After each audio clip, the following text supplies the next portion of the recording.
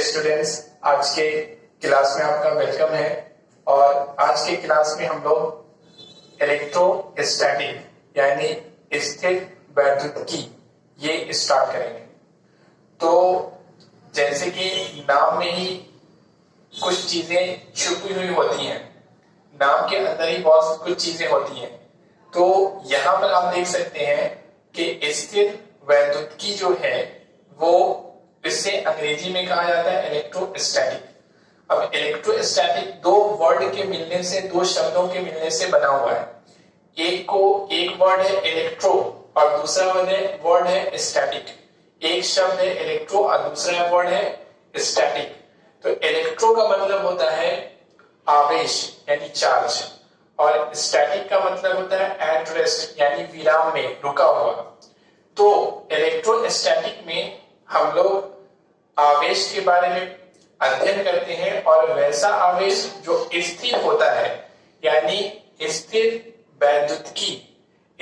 वैद्युतिकी ये फिजिक्स की वह शाखा है जिसमें हम लोग स्थिर आवेश के बारे में अध्ययन करते हैं। यानी वैसे आवेश के बारे में जो स्थिर होता है, रुका हुआ होता है। देखिए यहाँ पे भी आप देख सकते हैं, ये बना हुआ है, एक वर्ड है इलेक्ट्रो। तो इलेक्ट्रो का मतलब होता है चार्ज, और हिंदी में कहेंगे इसको आवेश।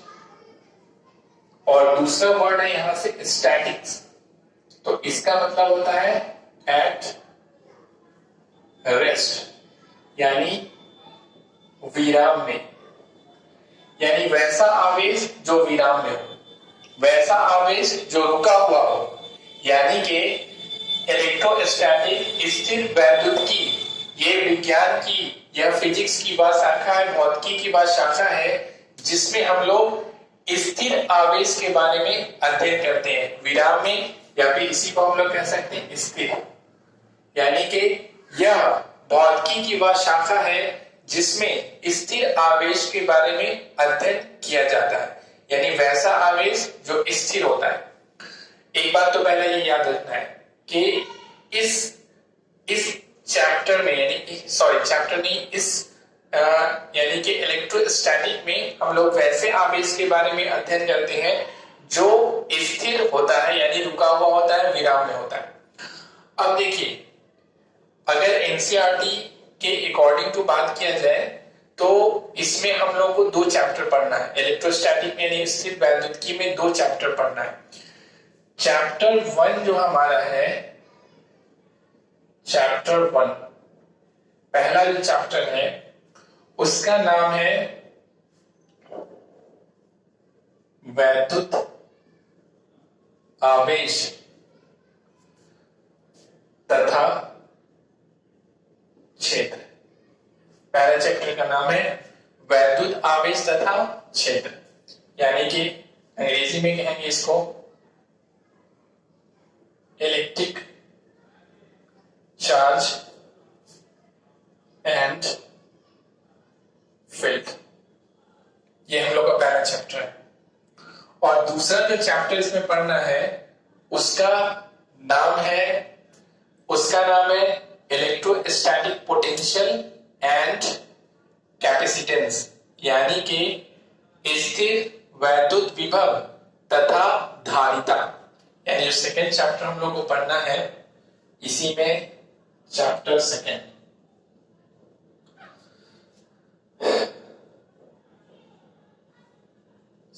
चैप्टर जो पढ़ना है वो है स्थिर वैद्युत विभव तथा धारिता। ये पढ़ना है हम लोग। अंग्रेजी में इसको कहेंगे इलेक्ट्रोस्टैटिक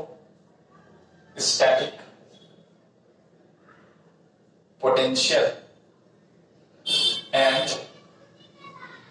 कैपेसिटेंस। ये दो चैप्टर हम लोग को पढ़ना है। तो आज हम लोग पहला चैप्टर स्टार्ट करेंगे। तो पहला चैप्टर है हमारा वैद्युत आवेश तथा क्षेत्र पढ़ना है। तो अब देखिए, इसमें सबसे पहले हम लोग पढ़ते हैं कि वैद्युत आवेश क्या होता है। पहला चीज हम लोग को यहाँ पे पढ़ना है कि वैद्युत आवेश, अथवा इसको सिर्फ आवेश भी कहते हैं। आवेश कहिए या फिर वैद्युत आवेश कहिए, दोनों एक ही बात है। तो देखिए वैद्युत आवेश क्या होता है, यानी आवेश क्या होता है। तो आवेश किसी कण का वह गुण होता है, आवेश किसी कण का वह मौलिक गुण होता है जिसके कारण इसके यानी कि कण के चारों ओर एक क्षेत्र का निर्माण होता है, और उस क्षेत्र को कहा जाता है वैद्युत क्षेत्र कहते हैं। फिर से सुनिए, यानी कि आवेश क्या होता है, ये किसी कण का मतलब जैसे इलेक्ट्रॉन, प्रोटॉन, ये सब क्या कण है। तो आवेश किसी कण का जैसे इलेक्ट्रॉन, प्रोटॉन, इन सब का वह मौलिक गुण होता है, वह बेसिक गुण होता है जिसके कारण इन सब के चारों ओर क्या होता है कि एक क्षेत्र का निर्माण होता है, एक क्षेत्र विकसित हो जाता है, उसे कहा जाता है वैद्युत क्षेत्र कहते हैं। यानी वैद्युत क्षेत्र का निर्माण करता है आवेश के कारण। आप इसको ऐसे समझ सकते हैं जैसे कि कोई टावर,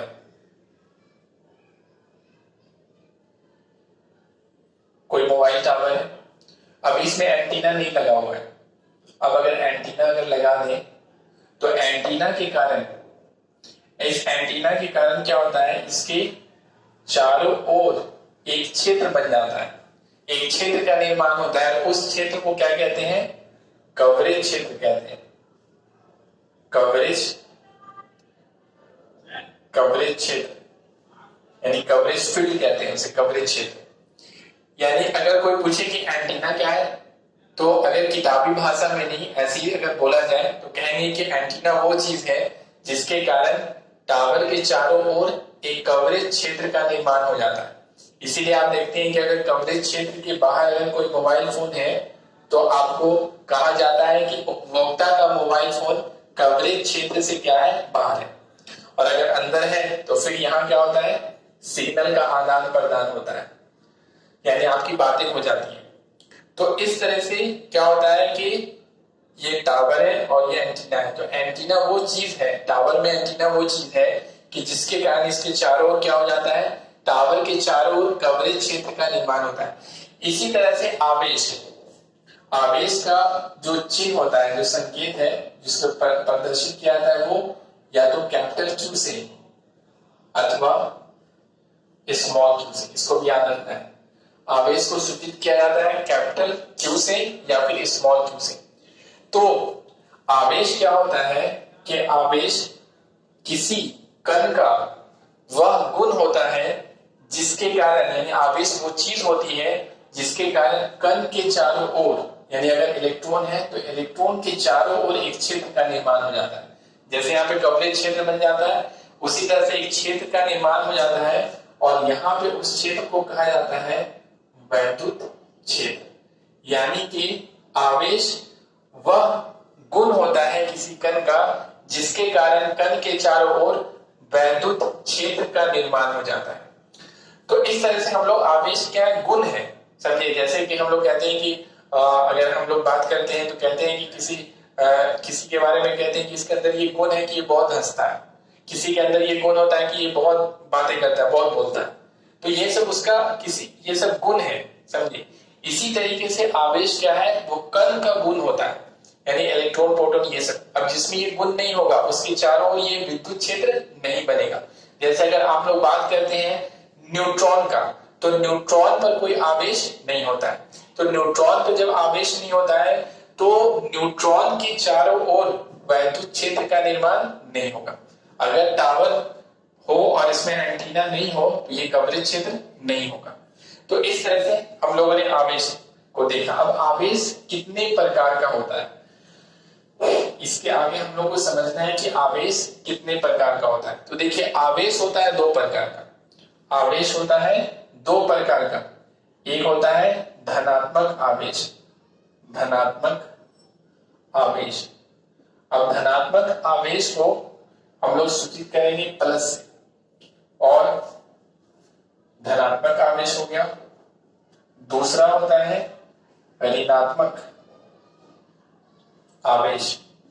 तो ऋणात्मक आवेश को सूचित किया जाएगा किससे? माइनस से।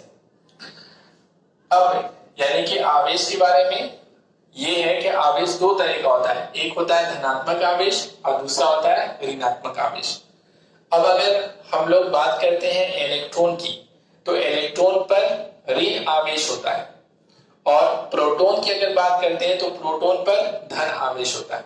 इसको भी याद रखना है, इलेक्ट्रॉन पर ऋण आवेश और प्रोटॉन पर धन आवेश। अब इसके आगे हम लोग को ये पढ़ना है कि अगर समान प्रकार का आवेश है, समान प्रकार के आवेश के बीच में, समान प्रकार के आवेश के बीच में अगर समान प्रकार का आवेश, समान प्रकार के आवेश के बीच में क्या होता है? प्रतिकर्षण, यानी प्रतिकर्षण होता है। समान प्रकार के आवेश के बीच क्या होता है? प्रतिकर्षण होता है। समान प्रकार के आवेश के बीच प्रतिकर्षण होता है, यानी अगर प्लस और प्लस दो आवेश है, पहला भी धनात्मक है और दूसरा भी धनात्मक है, तो दोनों के बीच प्रतिकर्षण होगा, यानी ये इसको इस तरफ प्रतिकर्षित करेगा और ये इसको इस तरफ प्रतिकर्षित करेगा। ये दोनों एक दूसरे को देखना नहीं चाहेगा। तो समान प्रकार के आवेश के बीच में क्या होता है? प्रतिकर्षण होता है, ठीक है। और अगर असमान प्रकार का आवेश है, हाँ एक चीज और, अगर मान लेते माइनस माइनस, तो ये भी देखिए समान प्रकार का, ये भी माइनस, ये भी ऋणात्मक और ये भी ऋणात्मक, तो दोनों ऋणात्मक है, तो दोनों के बीच क्या जाएगा? प्रतिकर्षण। ये इसको प्रतिकर्षित करेगा इस तरफ और ये इसको प्रतिकर्षित करेगा इस तरफ। ये बात समझ में आया होगा। अब देखिए, अगर असमान प्रकार का आवेश है, अगर असमान प्रकार का आवेश है, असमान प्रकार के आवेश के बीच में प्रतिकर्षण नहीं, आकर्षण,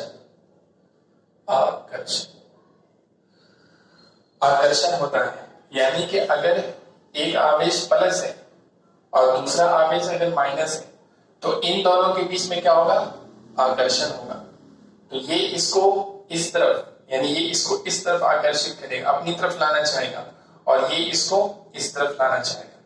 यानी दोनों के बीच में क्या होता है? आकर्षण होने लगता है, दोनों एक दूसरे के नजदीक आना चाहता है, दोनों एक दूसरे में आकर्षित हो जाता है। तो इस तरह से याद रखना है कि समान प्रकार के आवेश के बीच में प्रतिकर्षण और असमान प्रकार के आवेश के बीच में आकर्षण लगता है। यहां पे गलती लिखा गया है, आकर्षण लगता है। अब देखिए, इसके आगे हम लोग को पढ़ना है कि आवेश का एसआई मात्रक,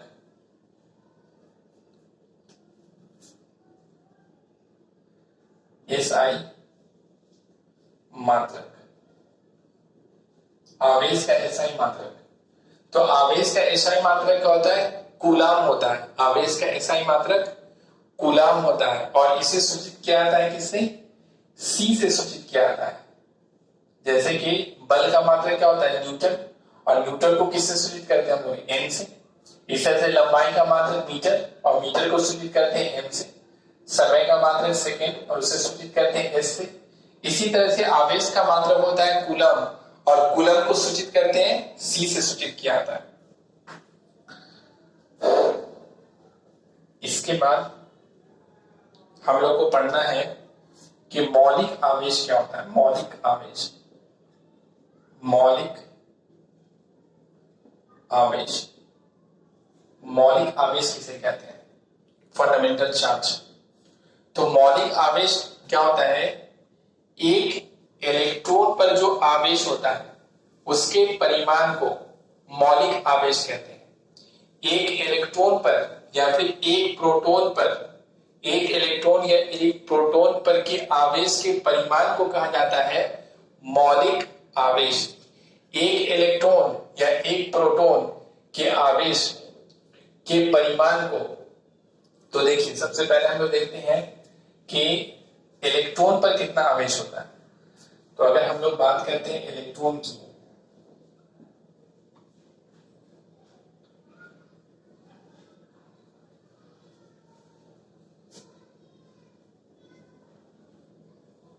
तो इलेक्ट्रॉन पर आवेश होता है -1.6 इंटू 10⁻⁻19 कूलम होता है। और अगर प्रोटॉन की बात करें,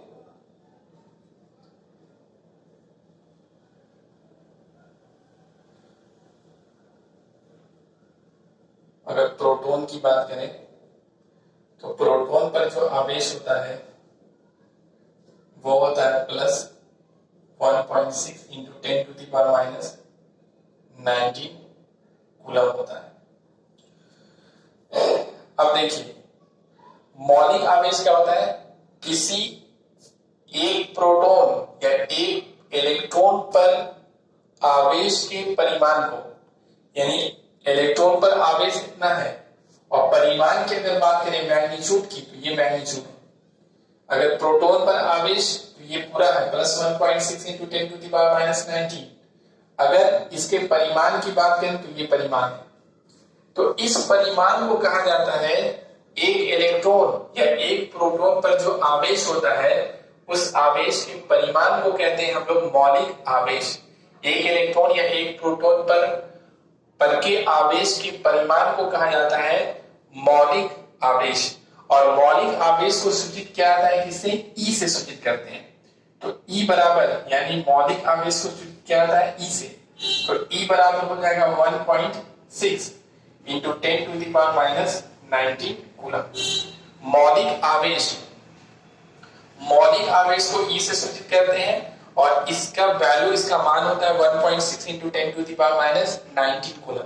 अब अगर इलेक्ट्रॉन पर जो आवेश है उसको अगर मौलिक आवेश के रूप में लिखना चाहें तो हम लोग कैसे लिखेंगे, तो देखिए इलेक्ट्रॉन पर आवेश ये होता है -1.6 इंटू 10⁻⁻19 कूलम। इसी को हम लोग लिख सकते हैं, यहां से लिखेंगे माइनस, और इस इतना की जगह पे क्या लिख सकते हैं, ई लिख सकते हैं। तो यहां पे लिखा जा सकता है ई।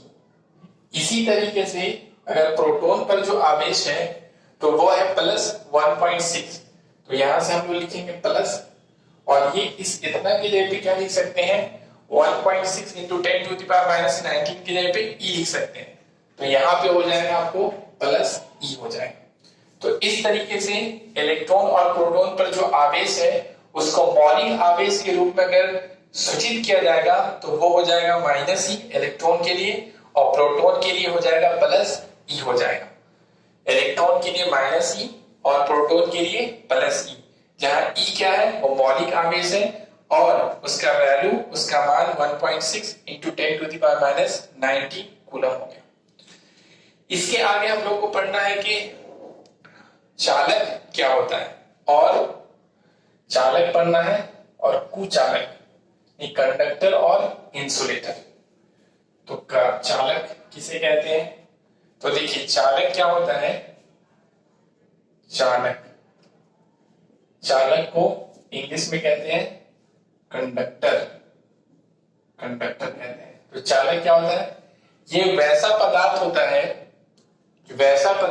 जिसमें आवेश का प्रवाह होता है, यानी आवेश एक स्थान से दूसरे स्थान पर जाता है।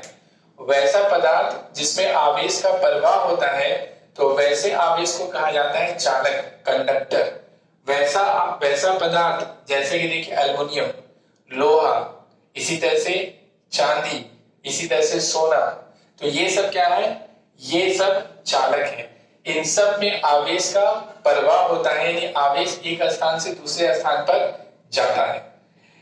और दूसरा हम लोग को पढ़ना है कुचालक, यानी इंसुलेटर। इंसुलेटर किसे कहते हैं, तो देखिए इंसुलेटर क्या होता है कि वैसा पदार्थ जिसमें आवेश का प्रवाह नहीं होता है। वैसा पदार्थ जिसमें आवेश का प्रवाह नहीं होता है तो वैसे को कहा जाता है, वैसे पदार्थ को कहा जाता है कुचालक, या फिर इसे ही कहा जाता है विद्युत रोधी। से ही दूसरा नाम है इसका विद्युत रोधी। कुचालक या फिर विद्युत रोधी कहिए, दोनों एक ही बात है। तो कुचालक वैसा पदार्थ होता है या विद्युत रोधी वैसा पदार्थ होता है जिसमें आवेश का प्रवाह नहीं होता है, यानी आवेश एक स्थान से दूसरे स्थान पर नहीं जाता है। जैसे आप देख सकते हैं उदाहरण में लकड़ी, तो लकड़ी में आवेश का प्रवाह नहीं होता है, इसलिए लकड़ी का तार नहीं बनाया जाता है। जो हम लोग इलेक्ट्रिक करंट के लिए तार का यूज करते हैं अपने घरों में, तो वो लकड़ी का नहीं बना सकते हैं, या फिर इस तरह से प्लास्टिक का नहीं होता है। इसी तरीके से गिलास, ये सब क्या है, विद्युत रोधी है, यानी कुचालक है, इसमें आवेश का प्रवाह नहीं होता है। तो वैसा पदार्थ जिसमें आवेश का प्रवाह नहीं होता है उसे हम लोग कहते हैं कुचालक या विद्युत रोधी कहते हैं, और जिसमें आवेश का प्रवाह होता है उसे कहते हैं चालक कहा जाता है, कंडक्टर कहा जाता है। चालक और कुचालक, इसको हम लोगों ने अर्धचालक में पढ़ा था, यानी कि ऊर्जा पट्टी के आधार पर भी इसका वर्गीकरण किया गया था। लेकिन यहाँ पे हम लोग को आवेश का प्रवाह किसमें होता है उसके आधार पर, किसमें नहीं होता है उसके आधार पर देखना है। तो जिसमें आवेश का प्रवाह होता है उसे चालक, जिसमें नहीं होता है उसे अर्धचालक कहते हैं। अब ये सब जितनी बातें हैं वो आपको वीडियो के डिस्क्रिप्शन में लिखा हुआ मिलेगा, वहां से आप अपनी कॉपी में नोट्स कर सकते हैं। और इसके बाद जो नेक्स्ट हम लोग का क्लास होगा उसमें हम लोग पढ़ेंगे आवेश के गुण के बारे में, यानी प्रॉपर्टीज ऑफ चार्ज पढ़ेंगे हम लोग। होप करते हैं कि आपको समझ में आया होगा। Okay, thank you.